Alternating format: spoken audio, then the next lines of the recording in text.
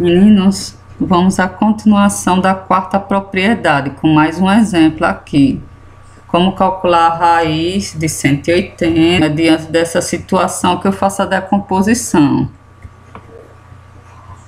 Vou fazer 180, como ele é pai eu divido por 2, dá 90, 90 também é divisível por 2, dá 45, 45 é por 3, que vai dar 15, 15 por 3, 5, e 5 por ele mesmo, que vai dar 1, tá? Multiplicando esses números aqui à direita, eu vou obter o meu 180 e posso escrever ele assim, dessa forma. 2 vezes 2, 2 elevado a 2. O outro grupo aqui de 3, 3 elevado a 2, porque apareceu duas vezes. 2 elevado a 2, porque o 2 apareceu duas vezes também. E aqui 5 elevado a 1. Esse resultado aqui é 180, que pode ser escrito também desta forma. 2 elevado a 2, vezes 3 elevado a 2, vezes 5 elevado a 1. Que é o que eu vou colocar aqui. Acrescentei 2 no meu índice, para facilitar vocês a entender melhor a explicação. Aí, olha, da quarta propriedade, aqui eu tenho a raiz de um produto, ou melhor falando, radical de um produto. O que é que eu vou fazer? Apenas separar. Não são 3 fatores, vou ter 3 radicais.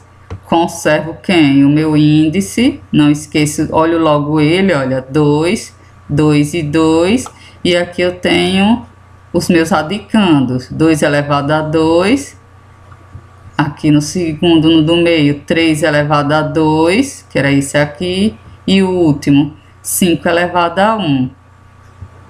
Para um pouquinho e analiso se tem mais alguma propriedade a ser aplicada. E tem sim, tem essa daqui, olha, que fala que eu posso eliminar a raiz, o radical, melhor falando, que é esse símbolo, quando esses dois elementos que estão de vermelho são iguais. Como o índice 2 igual ao expoente 2, eu corto eles, elimino a raiz e vai ficar aqui 2. Daqui a pouco eu coloco. A mesma coisa aqui o 3, vou eliminar o 2 com 2, vai sobrar 3.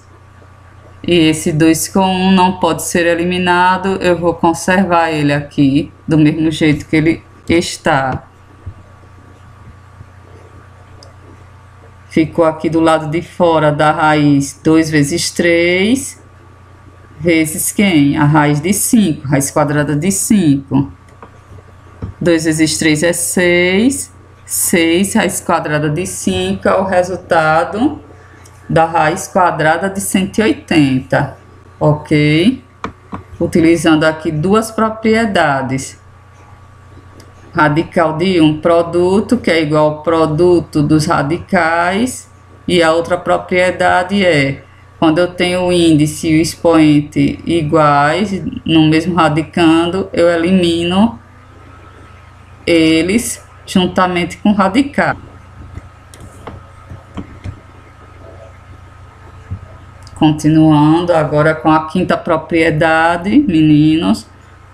A raiz de uma divisão, ou radical de uma divisão, será igual à divisão de duas raízes. Presta atenção aqui, olha. O radical de uma fração ou divisão é igual à divisão de duas raízes. É só a gente separar. Lembrando que esse aqui, olha, o índice que tiver aqui, ele não pode ser esquecido, ele é repetido, ele é conservado no numerador quanto na raiz do denominador.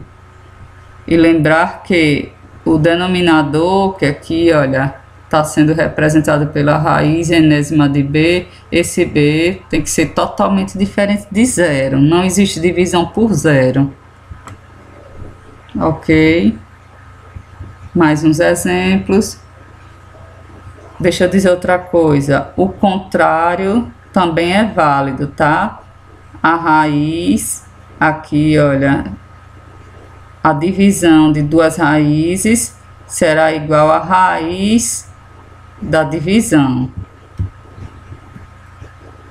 Então, aqui, raiz quadrada de 12 dividido pela raiz quadrada de 3, eu posso escrever como raiz quadrada de 12 sobre 3, com ele totalmente dentro da raiz.